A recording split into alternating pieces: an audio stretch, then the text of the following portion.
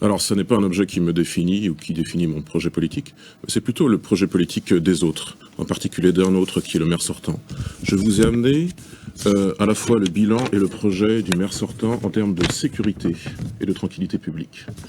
Une page blanche, c'est-à-dire absolument rien, parce que rien n'a été fait ces dernières années, sinon une police municipale tout à fait symbolique.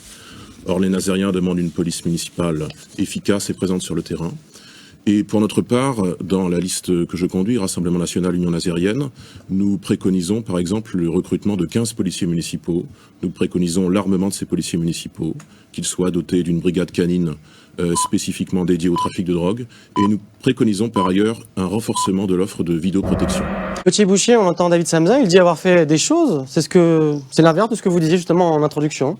Il a fait des choses, effectivement, qui sont tout à fait symboliques et qui nous semblent davantage correspondre à une manière de rassurer sa majorité municipale, laquelle, comme il l'a précisé, n'a pas voté dans son unanimité ni la police municipale ni la vidéoprotection.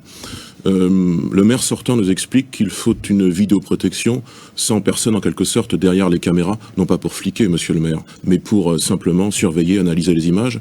Le centre de supervision urbain qui serait nécessaire selon nous, en plus de la vidéoprotection, il ne servirait pas à fliquer mais simplement à réduire la délinquance et à refaire de Saint-Nazaire et en particulier du centre-ville, que moi je connais bien parce que j'y vis, rue d'Ypres, à refaire de ce centre-ville un endroit sûr.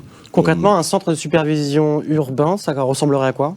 Eh bien, ce seraient des écrans avec des personnels, effectivement, qui seraient derrière et qui se relaieraient pour analyser les images, s'il y a des délits et a fortiori s'il y a des crimes. Parce que, comme il a été rappelé, il y a eu des tirs d'armes à feu occasionnellement l'an dernier à Saint-Nazaire. À côté du Balto, par exemple, il y a eu des tirs d'armes à feu. Mais il ne faut pas, si l'on fait une police municipale et si l'on fait... Elle est faite, oui, tout à fait symboliquement, 10 agents. Et vous découvrez maintenant qu'il faut doubler les effectifs, alors que pour notre part, nous le proposons depuis 2 ans.